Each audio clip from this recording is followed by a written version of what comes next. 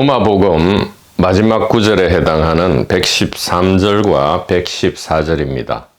113절, 114절은 참으로 우리로 하여금 이 제1분기 지혜에 대한 전율 혹은 법렬을 일으킨다. 지금으로부터 4년 전에 본격적인 이 자유 채널 강의가 시작되었는데 수심결이었죠. 지금 4년이 지난 오늘 이 도마복음 113, 114절은 완벽하게, 온전하게 수심결 서두와 일치한다. 이것은 예상치 못했던 너무나 놀라운 일이다. 그러나 한편 돌이켜보면 이것은 너무나 당연하다 이 말이죠. 제1분기 지혜는 동양이든 서양이든 옛날이든 지금이든 불문하고 오직 동일한 이 하나다. 그래서 도마복음 114절 전체를 한마디로 하면 무엇이냐? 수심결과 똑같다 이 말이에요. 하나님은 붓다는 인간이 되었다 이 말이죠.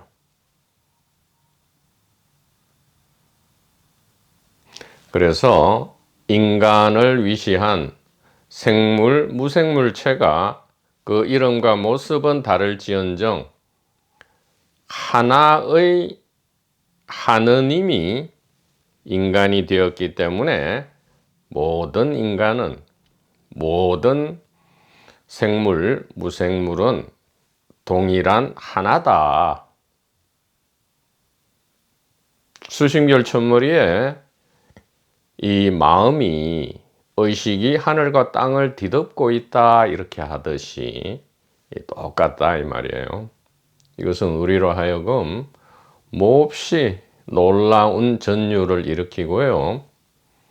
6천년의 기록 중에서도 이 희유하고 유일한 지혜 가리킴은 전혀 변함없이 동일한 것을 단 하나를 유지해 왔다. 그리고 이것은 앞으로도 영원히 이어질 것이다 라는, 그래서 영혼의 철학이라고도 하죠. 이것을 영혼의 철학, 하느님, 붓다 이렇게 이야기하지만 영혼의 철학이라고도 한다.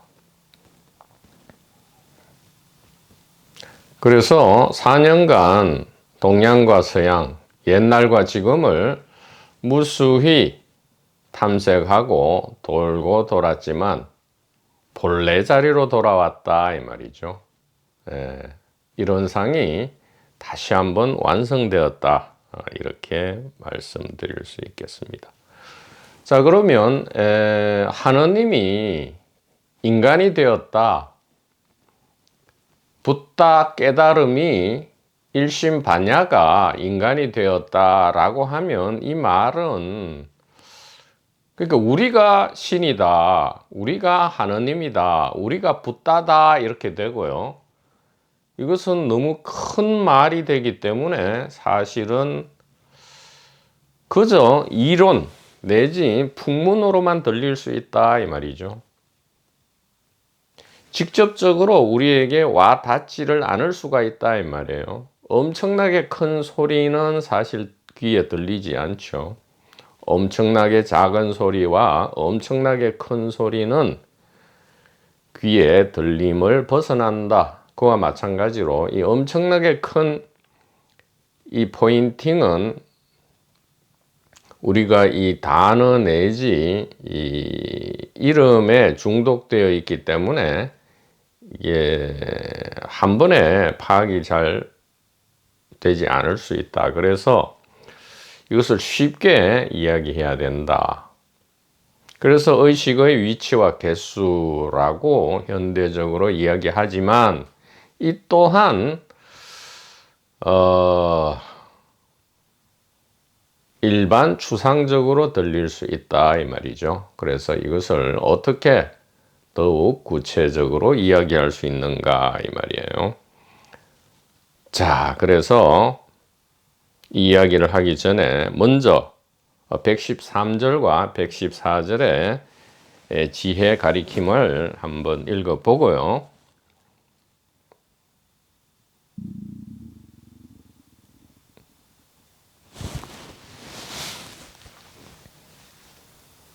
고대로부터 전해져 온 이 비밀 지혜의 핵심인 이 생사해방의 황금 열쇠를 한번 쉽고 적나라하게 제시해 보도록 하겠습니다. 모든 성각소년들께 오늘 이 강설이 쉽고 아주 멋지게 이루어질 수 있도록 기도드립니다. 113절입니다. 그의 제자들이 그에게 말했다. 왕국은 언제 옵니까? 예수님이 말했다. 그것은 기다려서 오는 것이 아니다. 기다리면 안 된다 이 말이에요. 찾거나 구하거나 무엇인가를 되려하거나 해서는 절대로 안 된다 이 말이죠. 기다려서 오는 것이 아니다. 여기 있다 저기 있다라고 말할 문제가 아니다. 즉 부분적인 것이 아니다 이 말이에요. 여기 있거나 저기 있거나 이것이거나 저것이거나 하면 뭔가 차별되고 구별되는 무언가의 물건이 아니다 이 말이에요. 그런 물건이 아니다 이 말이죠. 오히려 아버지의 왕국은 온 땅을 뒤덮고 있지만 사람들이 보지 않을 뿐이다. 그러니까 찾을 필요가 없다는 거예요. 아버지의 왕국이 천국이잖아요. 천국은 종말의 때에 오는 것도 아니고 사후, 심판 후에 오는 것도 아니고 처음부터 끝까지 온 땅을 뒤덮고 있다. 사람들이 보지 않을 뿐이다. 이렇게 아주 선명하게 이야기하고요. 이 구절은 수신결 첫머리와 소름 끼칠 만큼 일치하죠. 3계의 화탕지옥을 벗어나고자 하는가? 그러면 부처를 찾아라. 그것도 속히 부처를 찾아라 이 말이죠. 부처는 마음이니 이 마음은 하늘과 땅을 뒤덮고 있다. 온전히 일치합니다. 아버지의 왕국은 온 땅을 뒤덮고 있다. 부처 마음은 하늘과 땅을 뒤덮고 있다. 어찌 이렇게 일치할 수가 있는가 이 말이에요. 다만 사람들이 보지 않는다 이 말이에요. 못 보는 게 아니에요. 캔낫이 아니고 두낫이다 이 말이에요. 윌낫이다 이 말이에요. 우드낫이다 이 말이에요. 캔낫이 아닙니다. 보지 않는다 이 말이에요. 못 보는 것이 아니고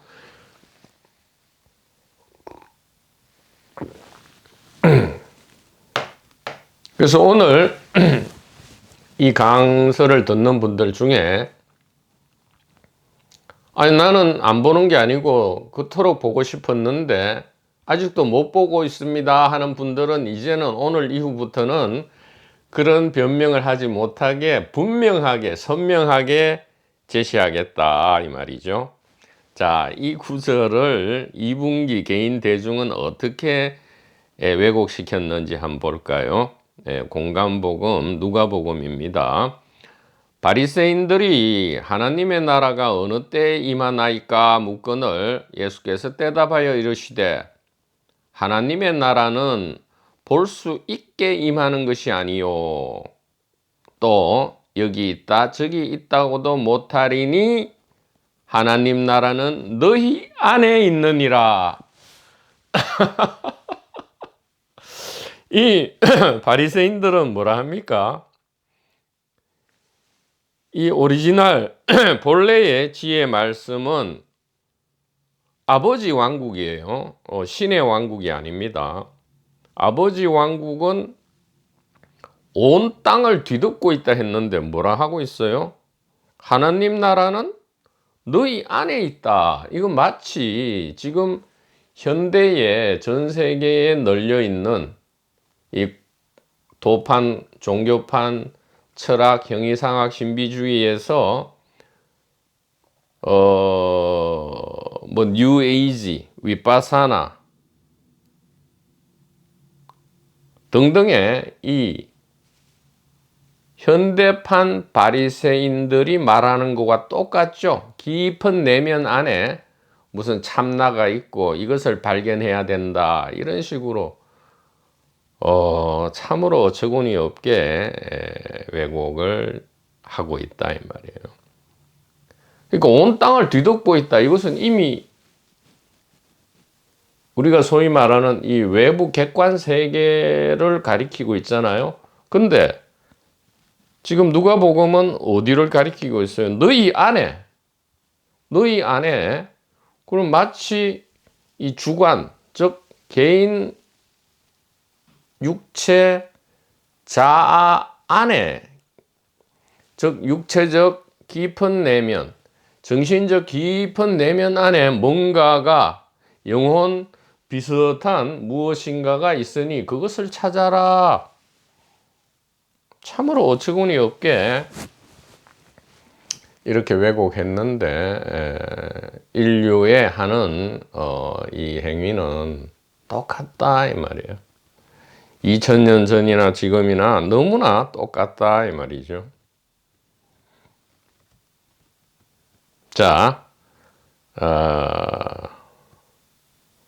114절을 마저 읽어보고요. 이제 쉽게 이것이 무엇을 가리키고 있고 그다지도 계속 강조한 이 1분기 지혜와 2분기 개인 대중이 어떻게 극명하게 나누어지는지 왜 그렇게 되는지를 한번 예리하게 살펴보도록 하겠습니다. 114절 시몬 베드로가 그에게 말했다. 여자는 생명을 얻기에 합당하지 않으므로 마리아를 떠나보냅시다. 예수께서 말씀하셨다. 나 자신이 그녀를 인도하여 남자로 만들 것이며 그러면 그녀 역시 너희 남자들을 닮은 살아있는 영이 될 것이다.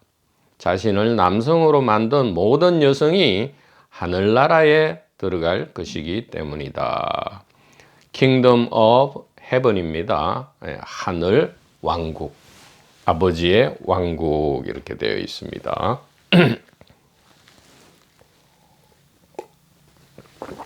God이 아니죠. Kingdom of God이 아니고요. Kingdom of Heaven 혹은 Kingdom of Father 이렇게 됩니다.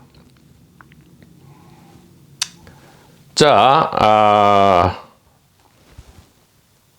이것이 무슨 이야기냐? 무엇을 가리키고 있느냐?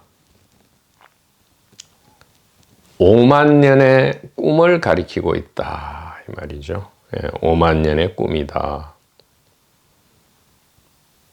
이렇게 이야기하면 꿈이라서 아무런 가치가 없고 헛된 것이냐? 그렇지 않다 이 말이에요. 5만 년의 베타 테스트다 이 말이죠.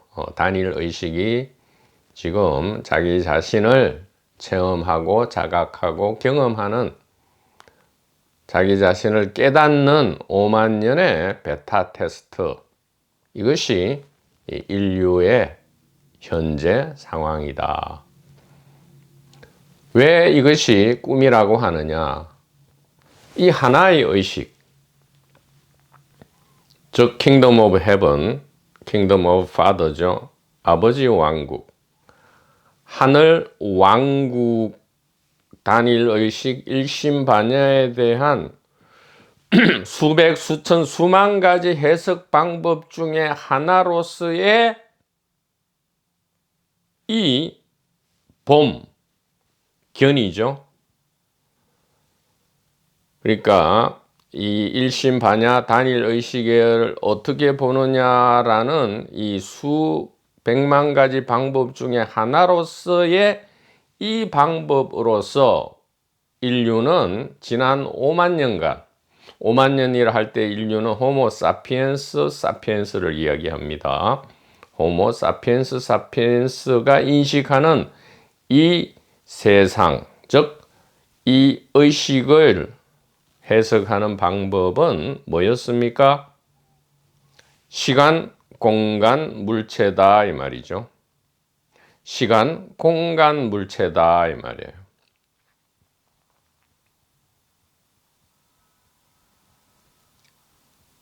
이 시간, 공간, 물체로 해석하는 이 5만 년의 해석 방법 내지 이어진 꿈은 우리에게 어떤 베타 테스트를 가져왔다? 고통과 공포냐? 자유와 해방이냐? 자유와 평안이냐라는 이 이원성의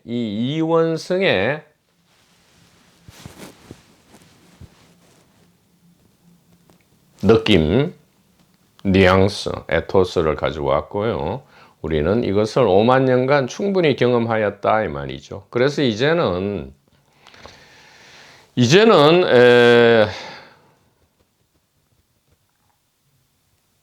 한 6천년 내지 5천년 전부터 일어난 인간 역사 안에서의 운동으로서 이제는 이 베타 테스트를 좀 변경시켜야 될 시기가 되었다 이 말이에요.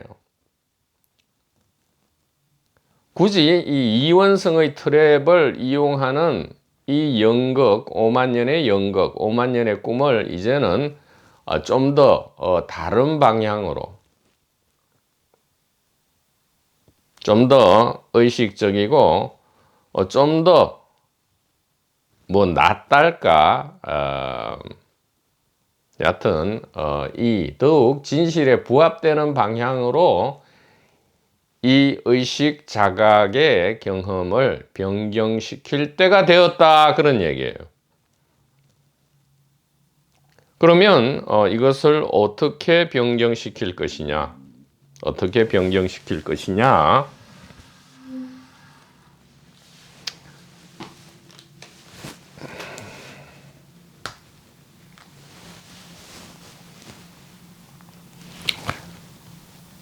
너희 안에 있느니라. 자, 너희 안. 이 자체가 지금 너희, 우리가 아니죠. 너희 안 하니까 개인을 전제하고요. 아니니까 내부와 외부, 주객을 전제를 한다 이 말이에요. 개인의 주관, 안을 찾아라 이건데 놀랍게도 예수 그리스도의 본래 지혜 말씀은 개인의 깊은 내면이 아니고 뭐예요? 너무나 쉽다. 온 땅을 뒤덮고 있다 이 말이에요. 이미 온 땅을 뒤덮고 있다.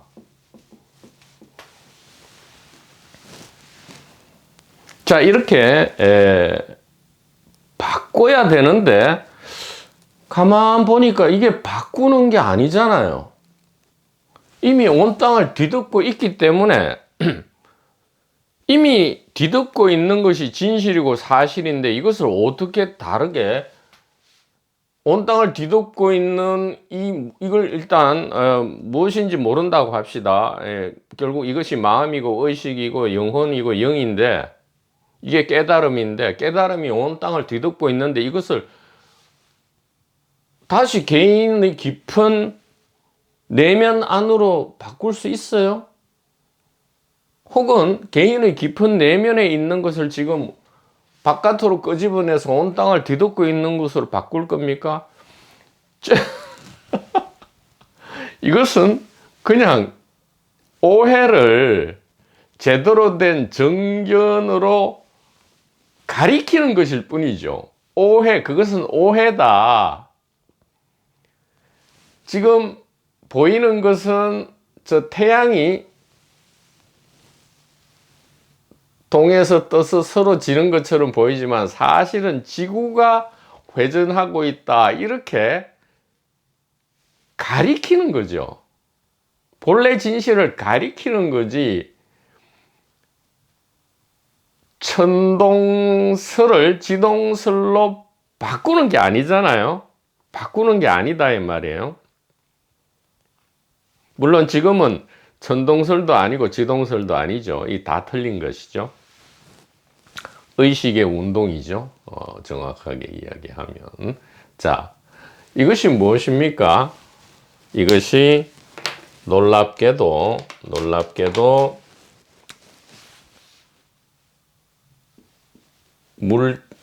시간, 공간, 물체로 이 세상을 해석한다 이 말이에요. 시간, 공간, 물체로 세상을 시간, 공간, 물체 세상으로 인식하는 5만 년의 꿈이다. 이 꿈은 고통과 공포, 자유와 평안이라는 이 이원성의 대립을 가지고 이어져 온 단일 의식의 깨달음 연극이었다 이 말이에요.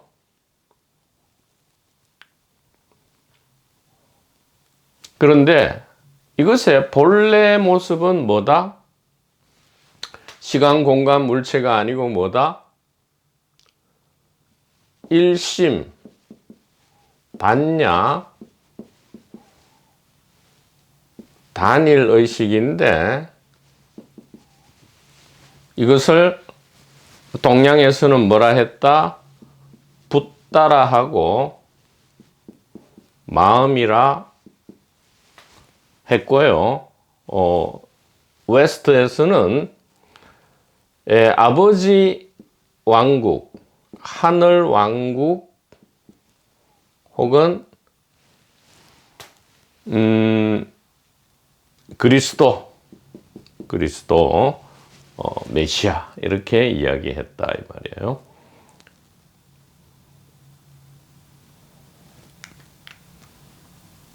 자, 이렇게 이야기하니까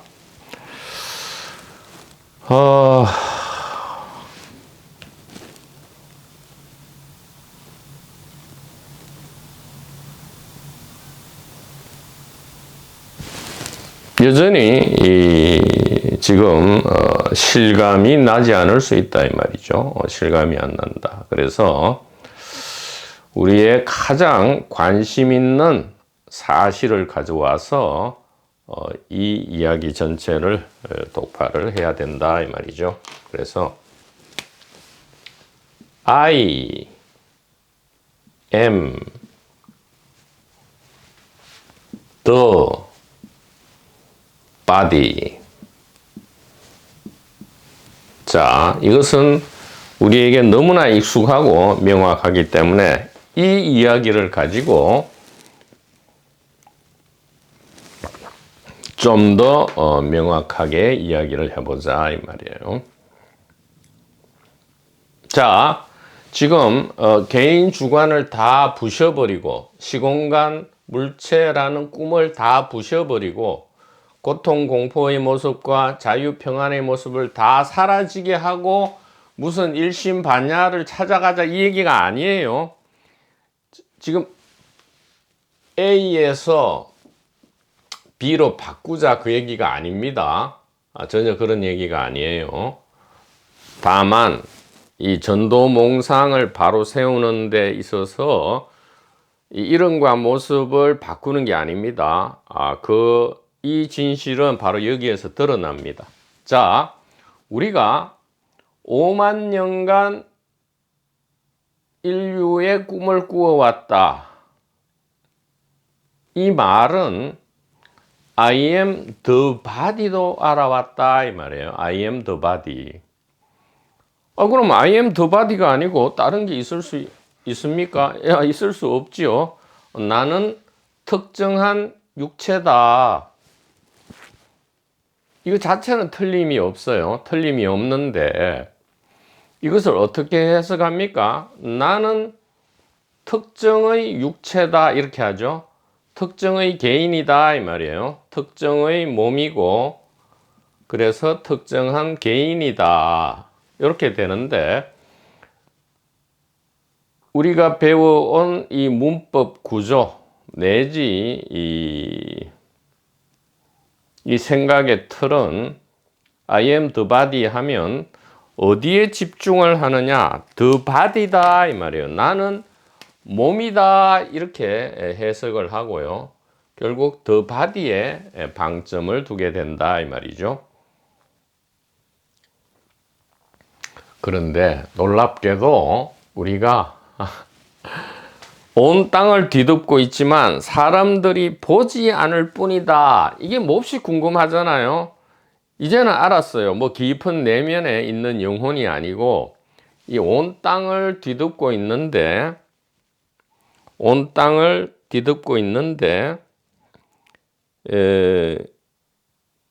The kingdom of the Father is spread out upon the earth 이렇게 되어 있죠.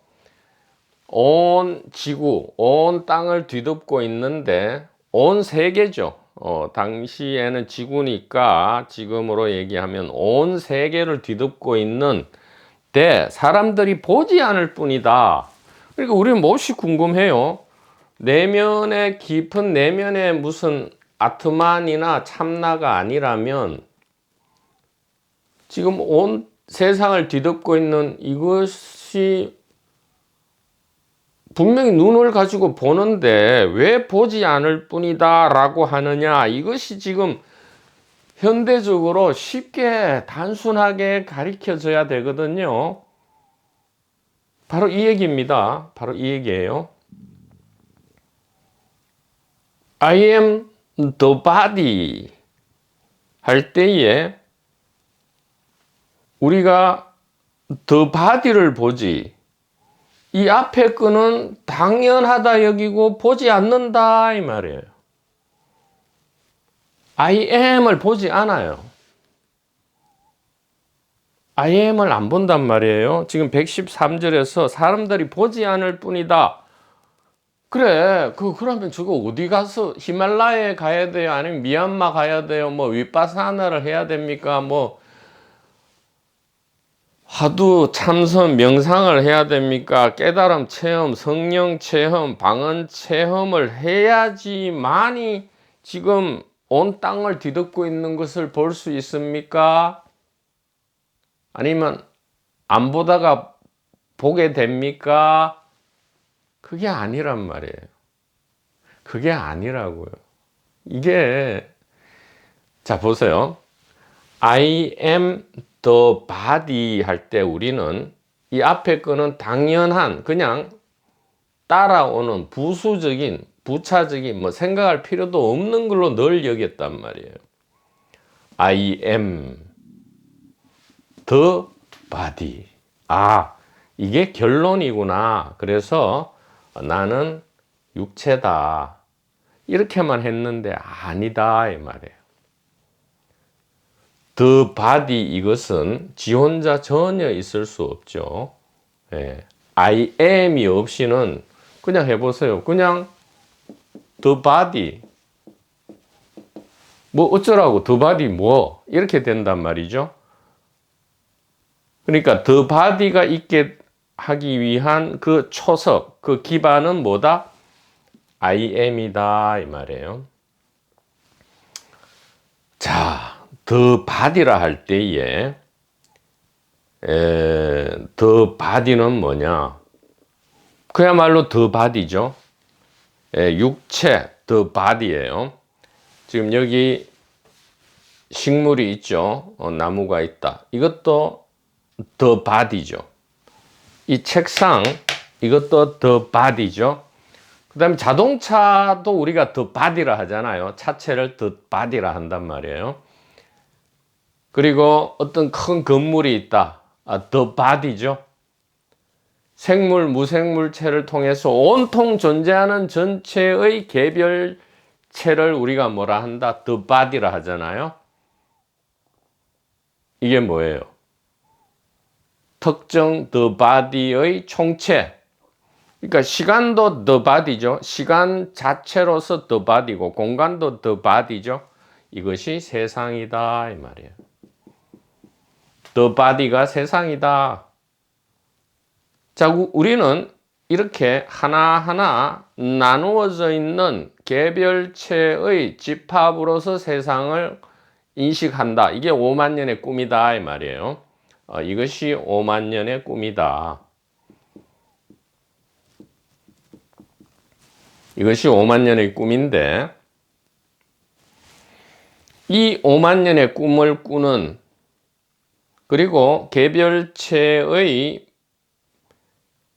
화학적 총합이 아니고 물리적 총합으로서의 이 세상을 뒤덮고 있는 것은 무엇이냐? I am이 뒤덮고 있었죠. I am이 뒤덮고 있었다 이 말이에요. 그리고 이 I am은 글자 그대로 내가 있다잖아요.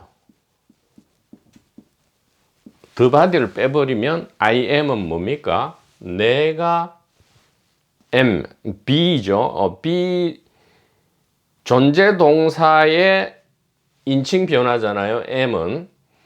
그래서 내가 존재한다 이 말이에요. 내가 존재한다. 무엇으로? the body로. 인간이라면 인간의 몸으로. 식물이라면 식물의 몸으로, 시간이라면 시간으로, 공간이라면 공간으로, 자동차라면 자동차로서 내가 있다 이 말이죠. 자, 여기서 우리 삶의 신비, 존재의 신비가 드러난다 이 말이에요. 자, 이건 매우 예리해야 됩니다. 매우 예리해야 되는데, 자, 현재 우리는 동일하게 느끼고 의식합니다. 느끼는 것이 의식하는 거고, 의식이 느낌이죠. 어떻게 의식합니까? 데카르트 식으로 얘기하면 다른 모든 것은 변하고 그래서 무상하고 헛된데 그래서 다 의심이 돼요. 진실이 아닌 걸로 의심이 되는데 단 하나 우리가 의심할 수 없는 것이 뭡니까?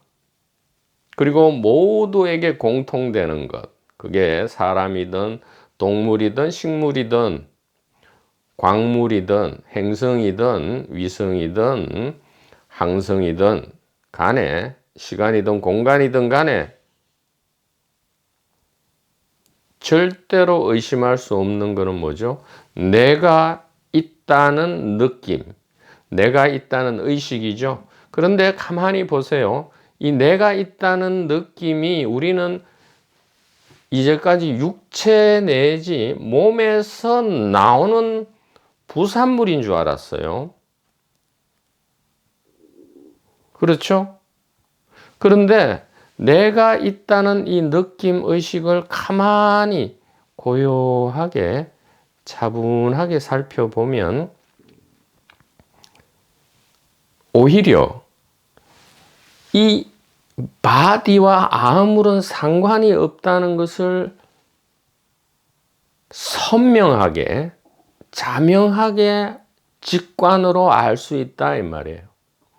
그리고 이 내가 있다는 이 느낌, 뉘앙스, 에토스, 이 분위기는 이 의식 자각은 누구에게나 심지어 반려동물에게서도 동일하다는 것을 하나로서 동일하다는 것을 우리가 직관할 수 있다 이 말이에요.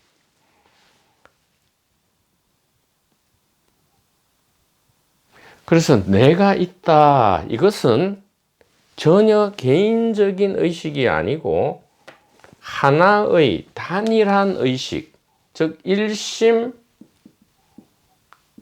단일 의식의 느낌임을 알 수 있다 이 말이죠.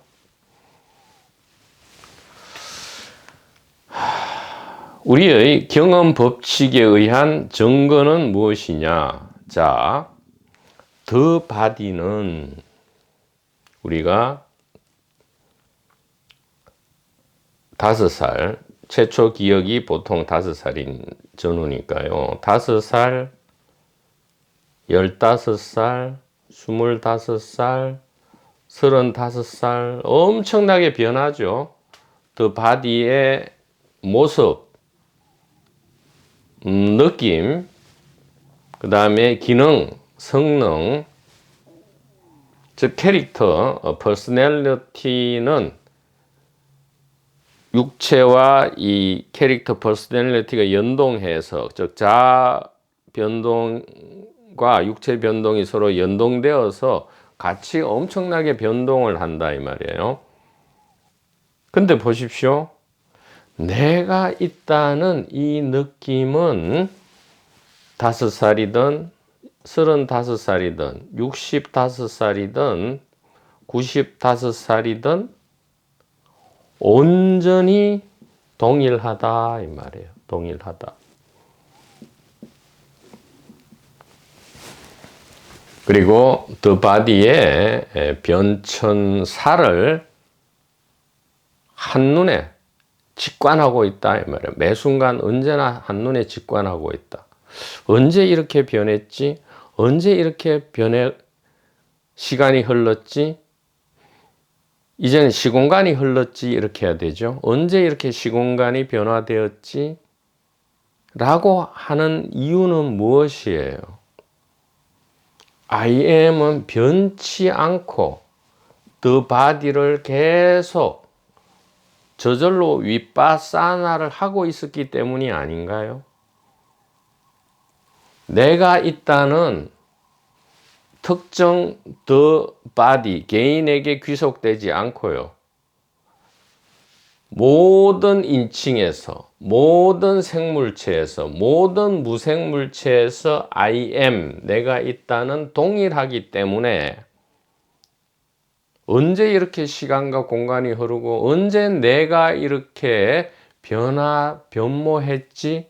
참으로 놀랍다라고 하기 위해서는 변치 않는 불변에 내가 있다가 전제되지 않는 한 어떻게 the body가 변해가는 것을 알 수 있겠냐 이 말이에요. 즉 I am the body라 할 때에 I am은 개인이 아니다 이 말이에요. 이것은 개인이 아니다 이 말이에요. 그래서 개인 주관의 깊은 내면 안에서 뭔가를 찾는 것은 엉터리다 이 말이에요.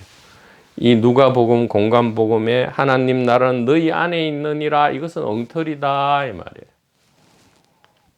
완전히 엉터리다 이 말이에요. 그래서 이제는 분명히 알게 되었다 이 말이죠. 아, 내가 있다. I am. 이것은 각각의 세상 만물로부터 심지어 이 몸으로부터 오는 느낌이 아니고 오히려 내가 있다 때문에 이 몸이 항상 변해가는 것을 우리가 알고 관찰하고 있었구나. 결국 이 윗바사나는 하는 것이 개인이 하는 것이 아니고 의식의 단일 의식 I am의 본질적 속성이다. 이 I am은 다른 말로 하나님 왕국, 아버지 왕국, 생사해방의 열쇠, 단일 의식, 의식의 위치와 개수,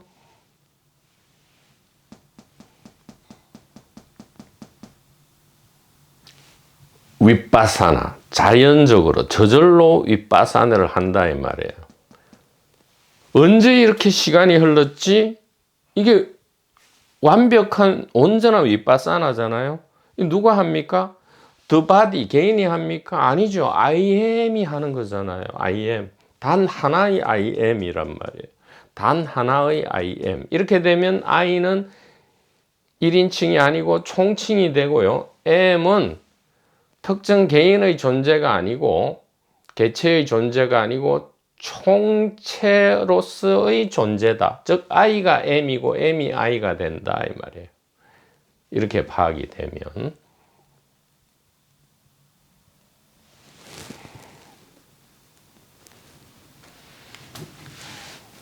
그래서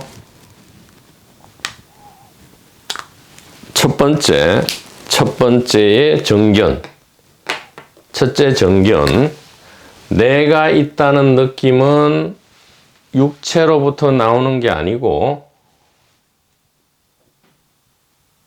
단일 의식의 느낌이다. 일심 단일 의식의 느낌이다. 이것이 첫 번째 정견이고요. 번호를 붙여야지 확실해지죠. 두 번째는 뭐죠?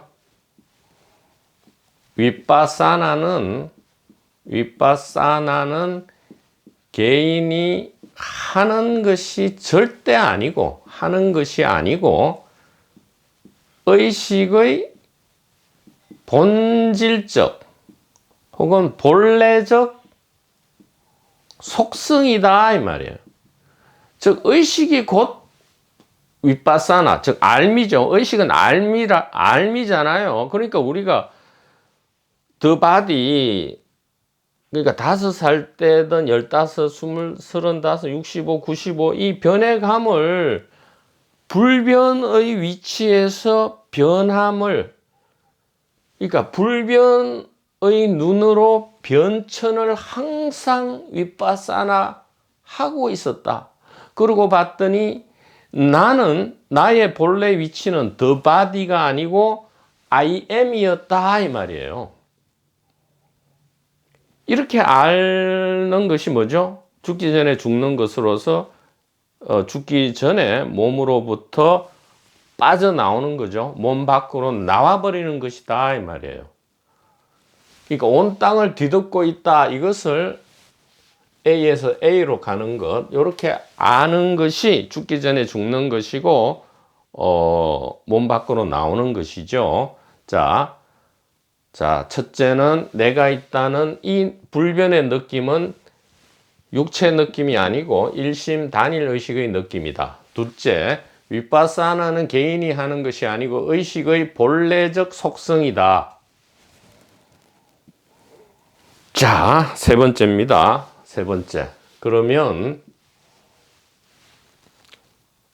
사람들이 보지 않고 온 땅을 뒤덮고 있는 하나님 왕국, 즉 우리의 의식의 위치는 어디냐? 그러니까 하나님 왕국이 어디 있습니까? 언제 옵니까? 즉 의식은 어디에 위치합니까? 즉 불변에 내가 있다는, 이게 몇십 년, 몇백 년이 흘러도 깊은 잠 안에서도 이것은 동일성을 유지합니다.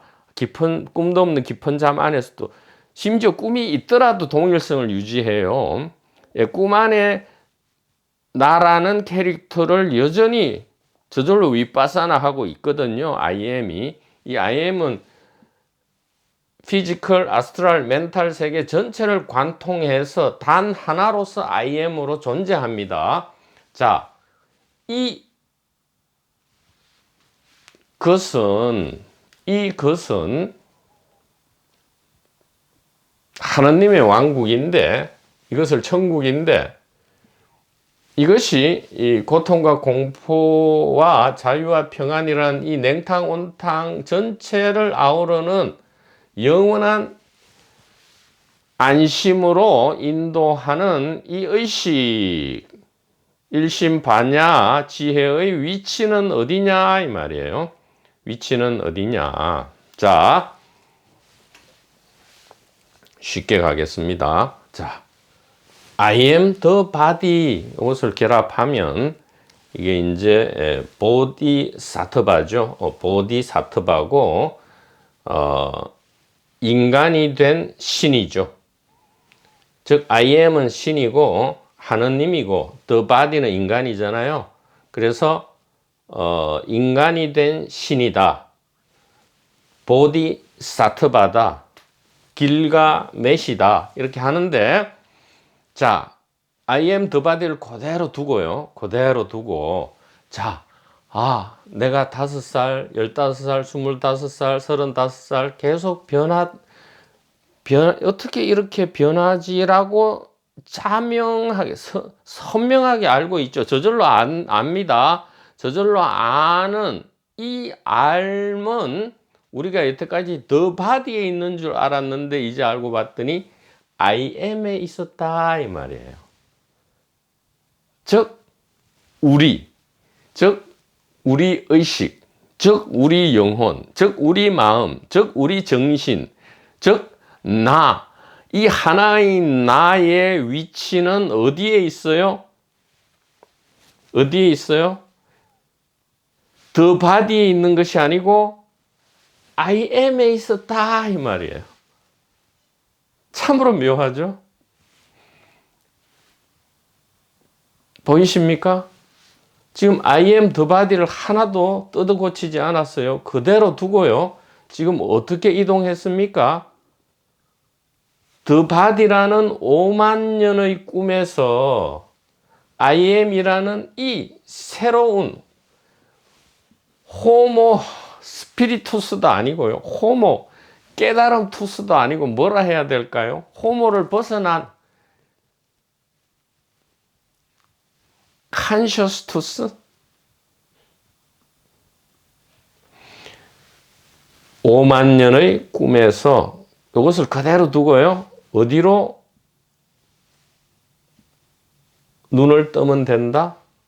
I am으로 눈을 뜨면 된다. 즉 우리는 the body에 있지 않고 I am에 있다 이 말이에요.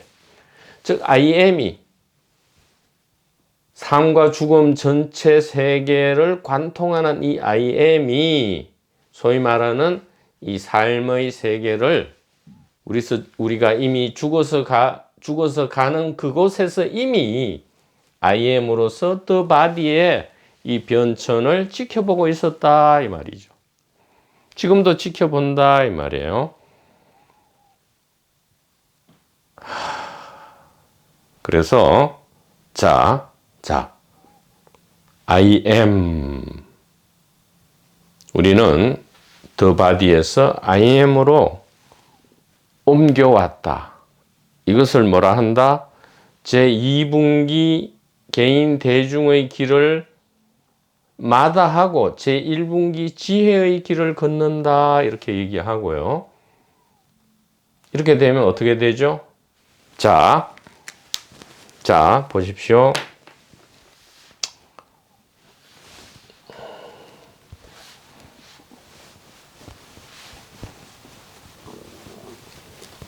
이게 4년간의 강서를 한마디로 요약하는 것이다 이 말이죠. 자, 위치를 봅시다. 세 번째는 하나님 왕국 혹은 의식의 위치는 어디냐?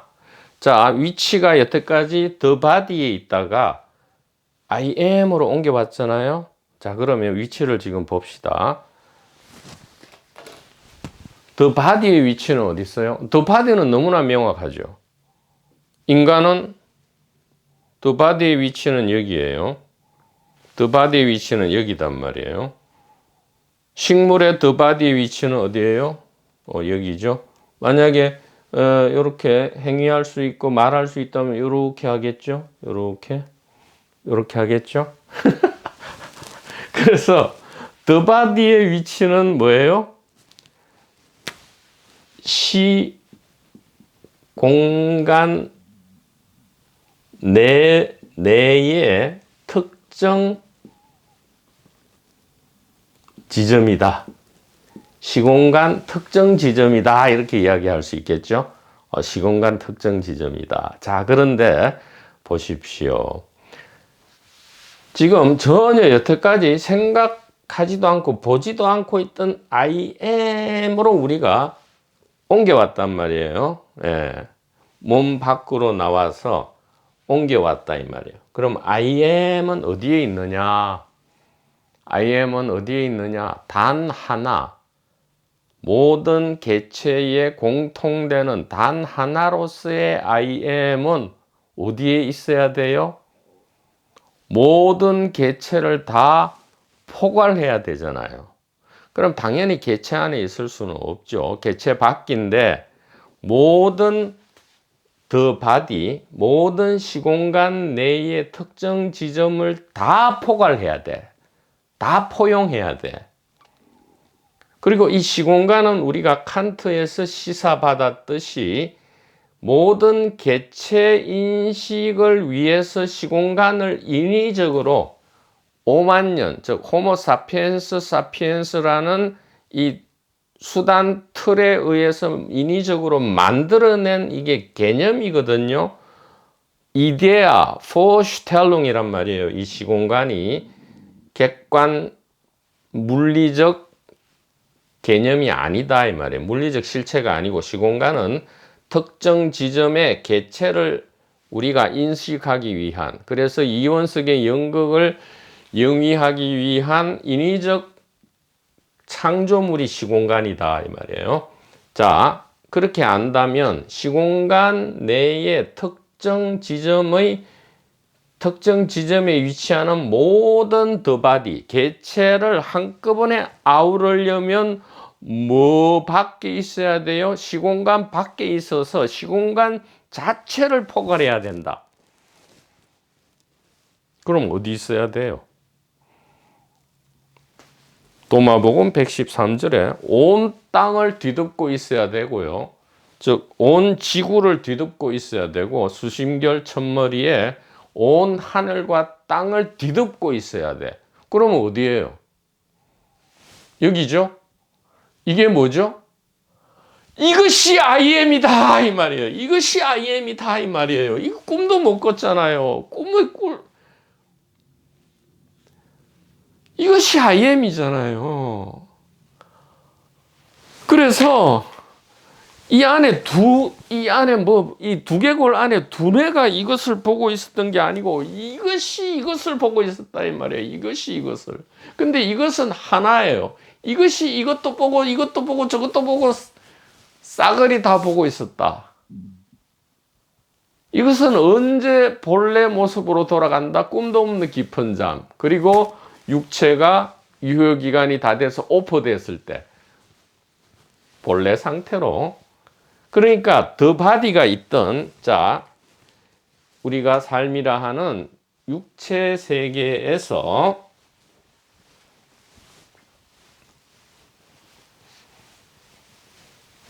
the body가 있던, 아스트랄 세계에서 a body가 있던, 혹은 멘탈 세계에서 a body, the body가 없던 간에 이 I am은 늘 하나로서 있다 이 말이에요. I am. 그럼 우리가 죽어도 아무 걱정이 없잖아요. 죽어도 둘 중에 하나죠. I am a body든가 I am 아무것도 뭐 없는 어떤 멘탈체든가 간에 이 전체가 어디 안에 들어있다? am, 안에 들어있다 이 말이에요. 들어있다 이 말은 이 자체가 M이고 Om이다 이 말이죠. 그래서 이것을 존재의 신비이기 때문에 전율하죠. 그래서 공포예요. 우리는 무서운 게 공포인 줄 알았는데 존재의 신비가 공포였다라는 또 다른 깨어남을 우리가 경험하게 된다 이 말이죠. 참으로 놀라운 일이다 이 말이에요. 그래서 이 죽음 후의 세계는 다시 나중에 강의할 건데, 현재 우리의 관심을 끄는 이 삶의 세계, 육체의 세계, I am the body 에서도 여전히 온 하늘과 땅을 뒤덮고 있는 이 I am, 이것이 우리 힘은 분명하다 이 말이에요. 왜? 5살 때의 나를 알고 있고요. 95살, 65살 때, 55살 때 나를 알고 있는 것은 the body일 수가 없고 I am인데, 이 I am은 내가 있다는 느낌으로서 분명한 나다 이 말이에요. 나의 핵심이다. 우리의 핵심이다. 그리고 이것은 하나다. 이것이 동양과 서양을 불문하고 여러분들이 수만 권, 수천만 권의 독서를 하고 경전을 읽고 어록을 읽더라도 이거 하나단 말이에요. 진정코 이거 하나단 말이에요. 고대로부터 전성되어 온 이 비밀 지혜의 핵심, 그리고 생사해방의 이 황금 키는 딱 하나단 말이에요. 뭐죠? 잘 들어보세요. 이런가 모습으로 이렇게 여러 개로 보이지만 이것은 하나의 의식이고 하나의 정신이다. 이것이 성각선현의 가리킴, 하나님 왕국의 비밀의 핵심이다 이 말이에요. 고통과 공포로부터 우리를 벗어나게 만드는, 깃털처럼 가볍게 만드는 유일한 생사해방의 키다 이 말이죠. 죽기 전에 죽게 만드는, 그래서 죽기 전에 몸 밖으로 나와서 죽음을 무효화시키는, 죽음을 오히려 생명 축제로 만들어버리는 이 키포인트가 뭐예요? 너희 안에서 찾아라라는 이런 헛소리가 아닌 온 땅을 뒤덮고 있다는 소식, 즉 더 바디에 주목하지 않고 본래 처음부터 있었던 I am에 주목하는 것, 이것이 전도몽상이고 이것이 정견이다 이 말이에요. 그래서 똑같죠. 뭐 하나 바꿀 필요가 없죠. I am the body를 그대로 둔 채로 우리는 뭐예요? the body인 줄만 알았는데 I am이라는 이 생명 축제 속에 the body라는 이 고통과 공포조차 I am이라는 생명 축제 안으로 끌어와서 우리는 100% 온전히 즐길 수 있다. 이렇게 이야기를 할 수 있게 되는 겁니다.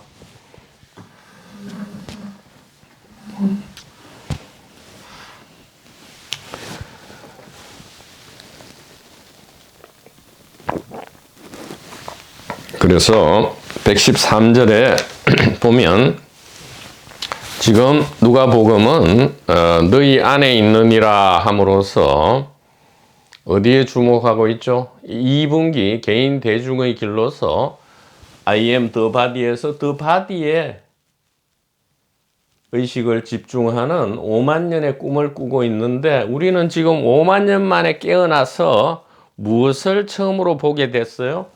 I am을 보게 되었고요. I am은 바로 무엇이다? 이것이다 이 말이에요. 여기도 아니고 여기도 아니고 하나님 왕국은 어디에 있습니까? 여기다 이 말이죠. 이것이 존재의 신비고요. 신비는 전율이고요. 법률이기 때문에 떨리는 공포다. 그러니까 공포를 더 이상 개인적 관점으로 보아서 우리가 그 직면하기를 두려워할 필요가 없다 이 말이에요.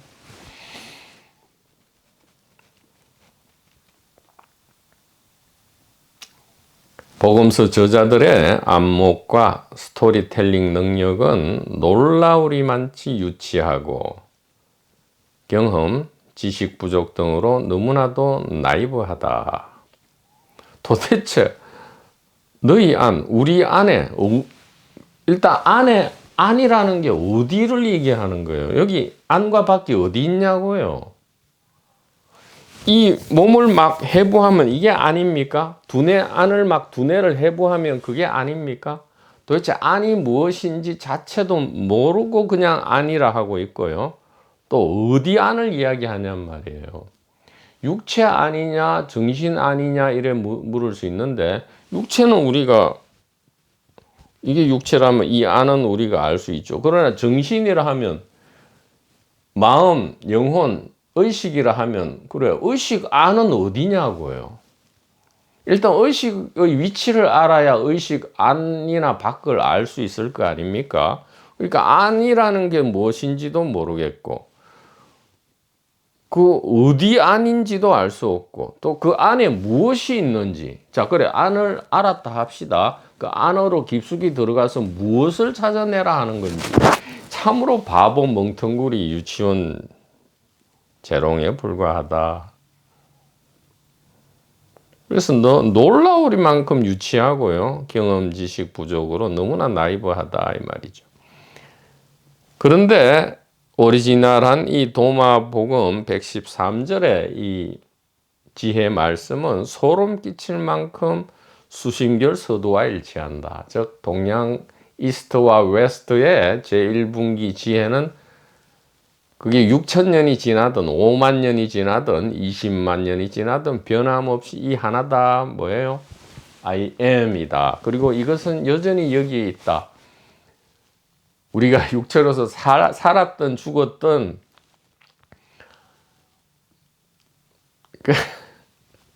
무엇이든 간에 인간이 있든 없든 간에 I am 이것은 있다 이 말이에요.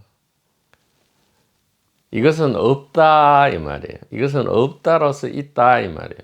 이것은 있다로서 없다 이 말이에요. 자, 이러한 존재의 신비와 떨리는 전율 공포로서 114절을 우리가 다시 본다면 이것은 너무나 이 도마복음이라는 이 지혜 말씀의 생명 축제를 마무리 짓는 멋진 말이 되고요. 이해할 수 없는 그러한 말이 전혀 아니다 이 말이에요. 그래서 114절은 성전환을 이야기하는 것이 아니다 이 말이죠. 여자가 남자로 되어야 되는 것이 아니고요. 남자든 여자든 살아있는 영. 지금 중요한 것은 114절의 키워드는 살아있는 영이잖아요. 이 살아있는 영을 알지 못하는 한 남자도 남자가 아니고 여자도 남자가 아니다 이 말이에요. 그러니까 the body를 또 우리가 구분해서 뭐 남자다, 여자다, 개다, 고양이다, 뭐 사자다, 호랑이다, 뭐 밤나무다, 잣나무다, 돌멩이다, 뭐 이렇게 하잖아요. 근데 그렇게 구분해 본들 아무 소용이 없다 이 말이에요. 전부 임시 가상이기 때문에. The body 전체에 집중된 의식 관심을 어디로 옮겨라고요? I am으로 옮겨라 이 말이에요. 그래서 본래 붙어 있는 이 살아있는 영을 알아라 이 말이에요. 우리는 윗바산을 시종일관 영원토록 해왔단 말이에요. 우리의 본질이 의식인데 의식의 본래 속성이 윗바산하기 때문에 우리 다 알고 있잖아요. 5살 때는 5살 때고 15살에 엄청나게 변화하는 것을 우리는 저절로 하고 있지만 내가 있다 이것은 변하지 않는 것을 우리는 분명히 안단 말이죠. 그래서 남자 여자가 아니고요. 살아있는 영, 즉 하늘나라의 정체와 거기로 들어가는 방법을 알지 못하는 한 남자든 여자든 아무 소용도 없고요. 남자는 남자도 아니고 여자는 여자도 여자가 아니다 이 말이에요. 그래서 여기서 말하는 남자는 이 The Body에서 The Body 5만 년의 꿈 안에서 말하는 그 남녀가 아니고요. 살아있는 영을 상징한다 이 말이에요. 여자를 남자로 만들겠다 이 말은 The Body에 집중된 물론 이 나쁜 건 아니에요. 이원성의 연극을 펼치기 위해서는 이 메소드 연극을 펼치기 위해서는 The Body에 집중을 해야 되죠. 여기에 집중된 의식을 I am으로 옮긴다 이 말이에요. 이것이 I am이 뭐죠? 살아있는 영이다 이 말이에요. 이것은 The Body가 죽든 살든 영원히 살아있는 영, 영혼의 철학, 영혼의 지혜다 이 말이죠. 그래서 남자는 성 구분에 있어서의 남자가 아니고요. 살아있는 영을 상징하고 하늘나라의 정체와 들어가는 방법에 대한 지식을 이야기한다 이 말이에요.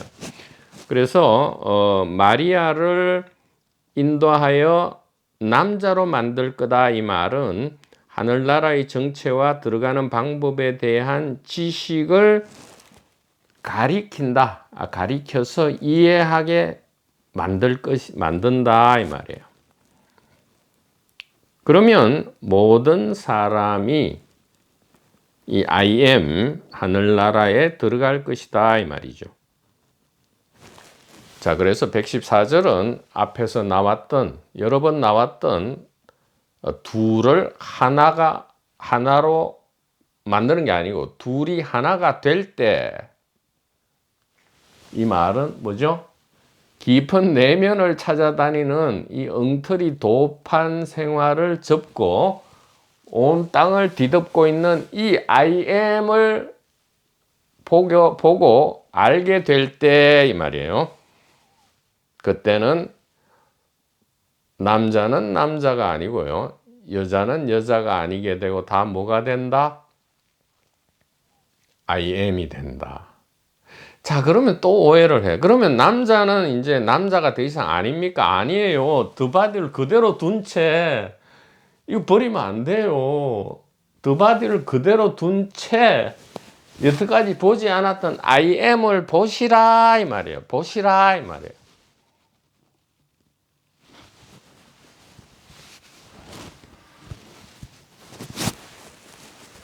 자, 이로써 오랫동안 강설되어진 이 도마복음의 이 멋지고 풍부한 지혜의 말씀 하나하나의 구절이 전부 우리로 하여금 죽음을 경험케 하지 않는 말씀들인데 이 하나의 말씀으로도 족한데 무려 114개의 이 가리킴으로써 우리를 인도하신 예수 그리스도와 앞선 모든 붓다와 성각선연들께 감사의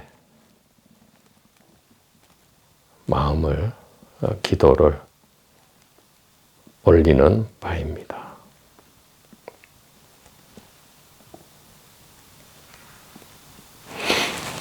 자, 그리고 이로써 도마복음 강설 대장정을 마치고요.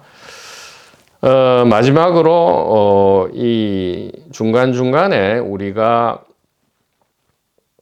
이 역사적 예수의 이 실제 여부에 대해서 간혹 논했는데 이것을 이 도마복음을 마치는 이 강설에 붙이는 이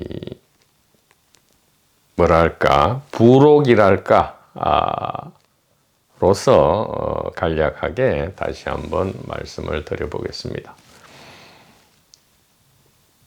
복음서, 소위 말하는 이 공간복음서, 요한복음은 또 다른 차원의 이야기, 너무나 좀 소설적이기 때문에 마치 실제 사실처럼 그려져 있는 이 마가, 마태, 누가 공간복음서의 이 예수, 소위 말하는 실제로 AD 1년 전후에 태어나서 팔레스타인에서 태어나서 마리오로부터 요셉의 아들로 태어나서 혹은 동정녀로부터 태어나서 이 복음을 전파하고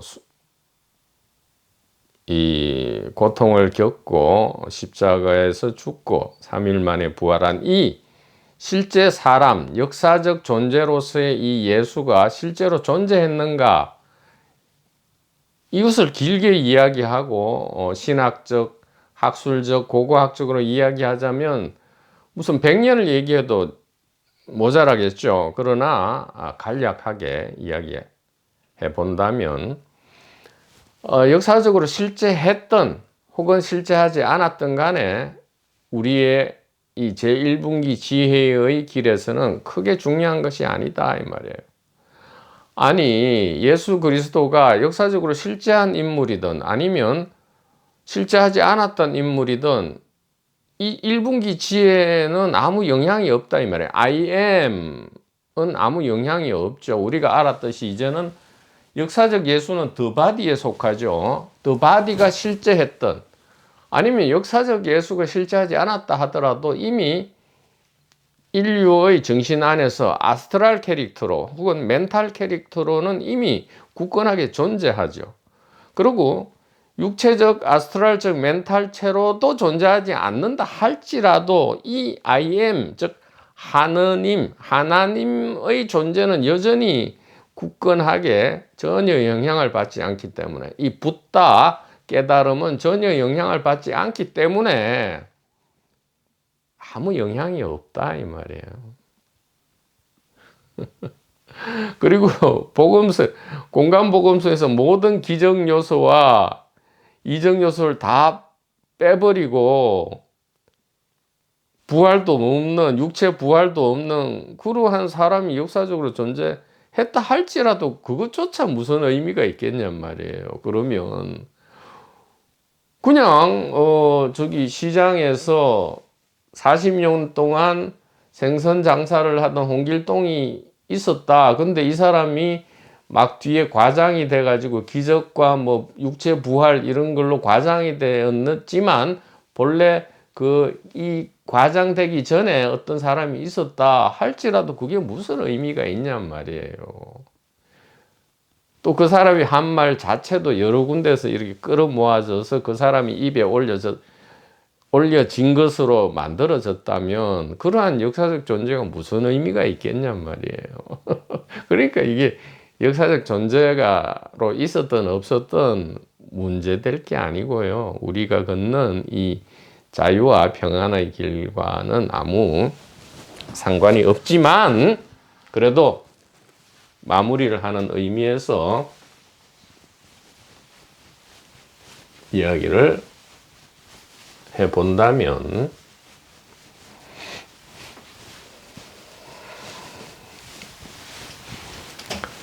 세 가지입니다. 세 가지예요.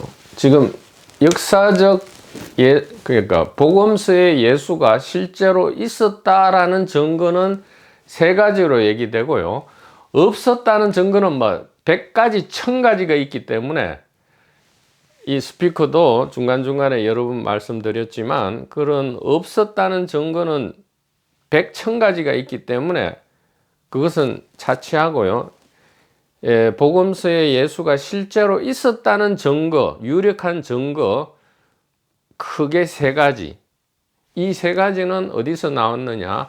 가장 근대에, 가장 현대에 1916년 그리고 2016년 그리고 2020년 이후에도 현재까지 이어지는 이 신학, 현대 최첨단 신학자들의 이 논쟁, 토론에서 나온 이야기로서 말씀드리자면, 첫째, 갈라디아서, 진정한 사도 바울의 편지글로 알려진 갈라디아서에서 주의 형제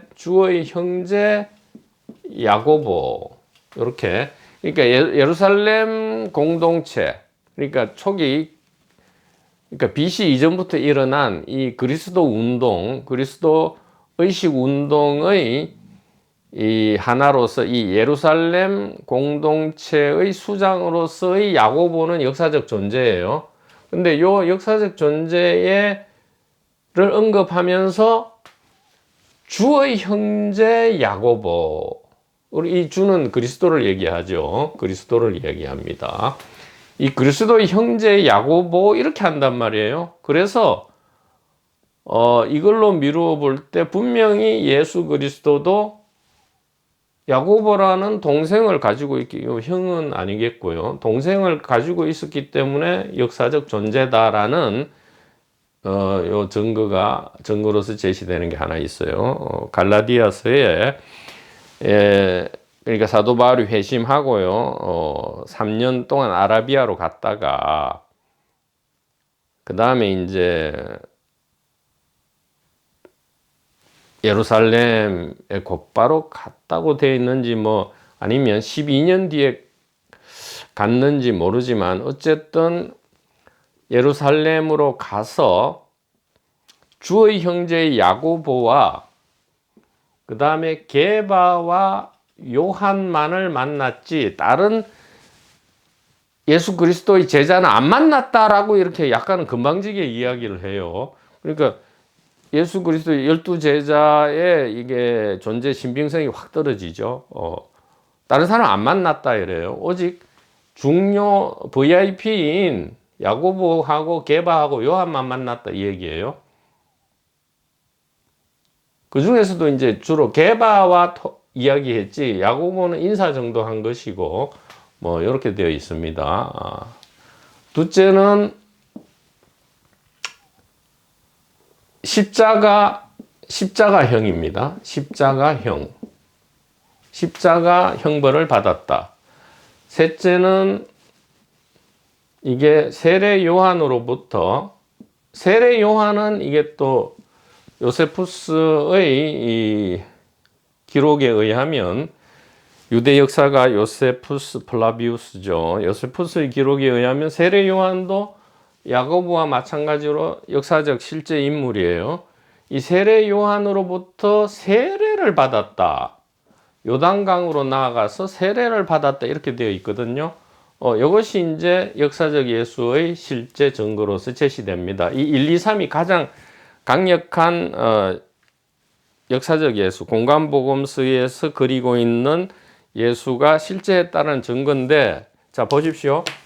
지금 2번, 3번은 적극 증거가 아니에요. 2번, 3번은 왜 이렇게 증거를 하냐 하면, 이게 원래 유대교 안에서 메시아는 뭐예요? 왕과 제사장처럼 영웅들이에요. 영웅. 실제로 막 파워풀하고 민족 전체를 이 고통과 속박에서 구해내는, 마치 모세의 엑소더스처럼 모세가 막 파라오를 막 10가지 저주 형벌을, 물론 하나님의 힘을 빌어서 저주를 내리고 막 파라오의 병사를 무찌르고 홍해를 가르고 굉장히 영웅적이죠. 이렇게 민족 영웅을 보통 메시아로 하는데, 뭐 하려고 그러면 역사적 인물이 아닌 창작하는 인물이라면 뭐 하려고 이렇게 영웅이 아닌, 십자가형은 이게 정치범이거든요. 로마의 정치범에 대한 형벌로서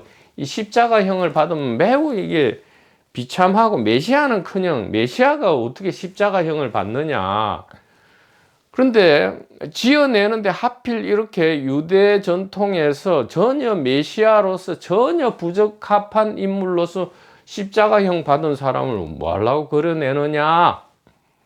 그러니까 이게 반대 증거죠. 1번은 적극 증거지만 2, 3번은 소극 증거다 이 말이에요. 3번 역시도, 아니 하늘로부터 내려온 온전한 깨끗한 하나님의 아들이 무슨 죄가 있다고 일개 사람에 불과한 세례 요한으로부터 세례를 받았다고 말라고 지어내겠느냐.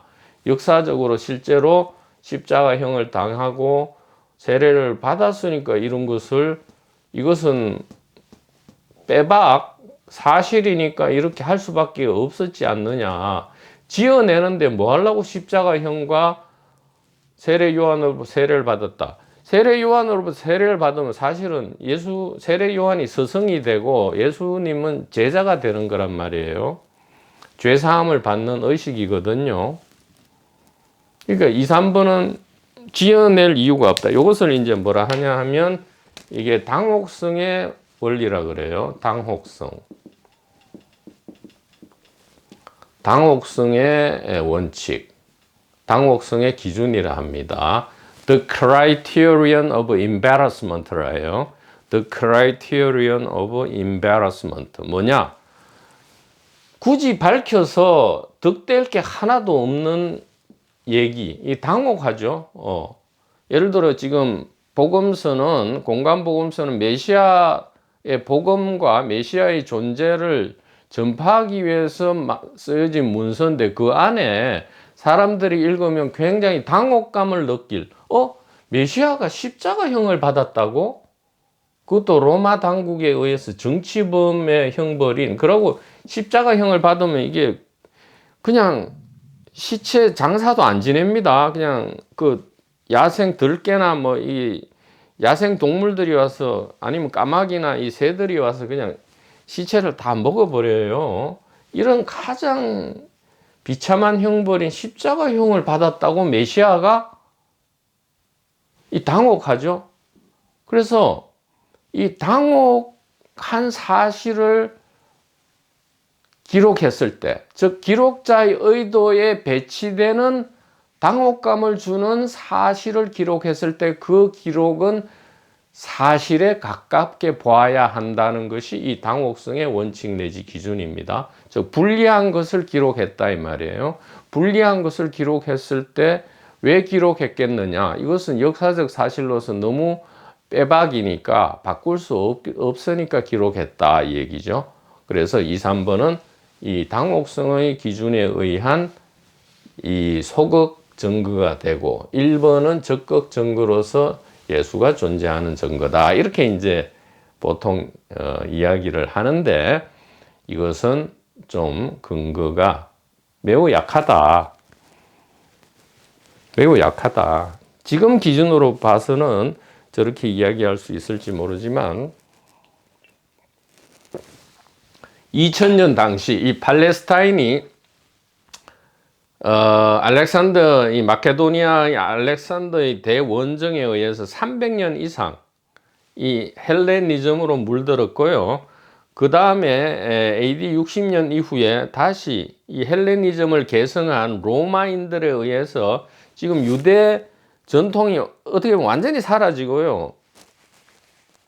이 말도 이 디아스포라들은 전부 그리스 말을 썼고 이 유대인들도 히브리어를 안 써요. 히브리어는 이 바빌론 유수 이후에 그리고 스룹바벨 성전 이후에는 완전히 사어 학술어가 되고 아람어를 썼단 말이에요. 대정어는 아람어가 되어 있고요. 완전히 유대 전통이 지금 헬레니즘화가 되어 있다. 이 말은 헬레니즘의 신화와 각종 철학이 다 도입되어 있다. 헬레니즘은 어디에 또 근거를 두느냐? 이집트와 고대 메소포타미아와 페르시아에 근거를 둔다 이 말이에요. 이게 여러 가지가 복합되어 있는 그 와중에 유대 전통 안에서 또 이교도 전통 안에서 어떤 구원자상이 나타나느냐?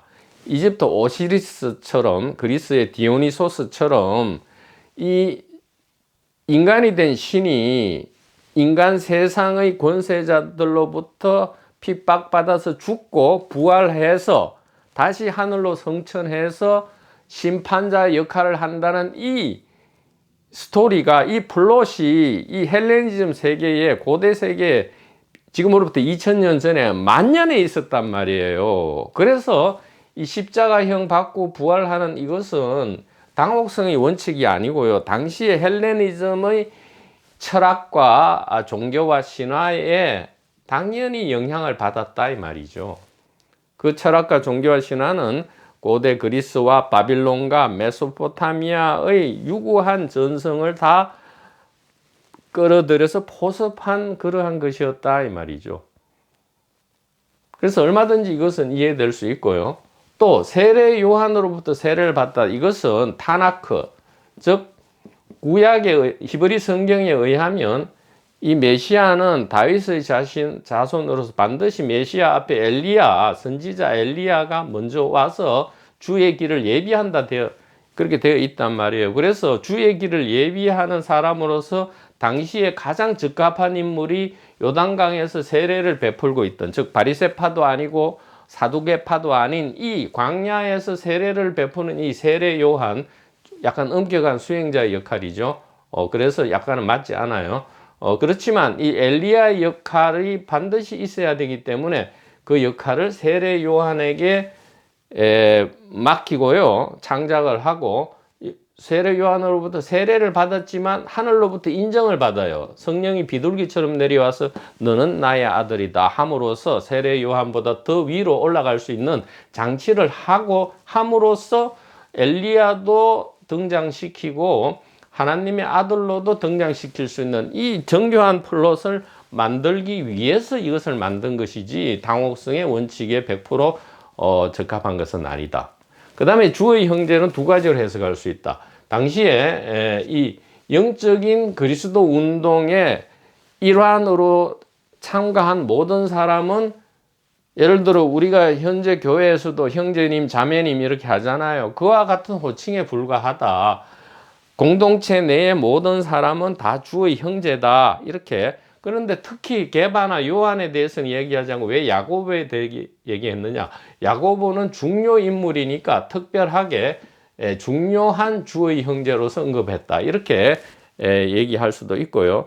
다른 하나는 AD 200년 이후에 이 기독교, 그러니까 이단이었던 이 기독교가 지금 정통으로 올라서면서 이 사도 바울의 편지가 많이 수정, 첨가, 삭제, 편집이 돼. 그러니까 신약 성경도 이게 초기 문서가 아니에요. 지금 우리가 보는 이 신약 성경도 수도 없이 수정되고 편집되고 첨가되고 삭제된.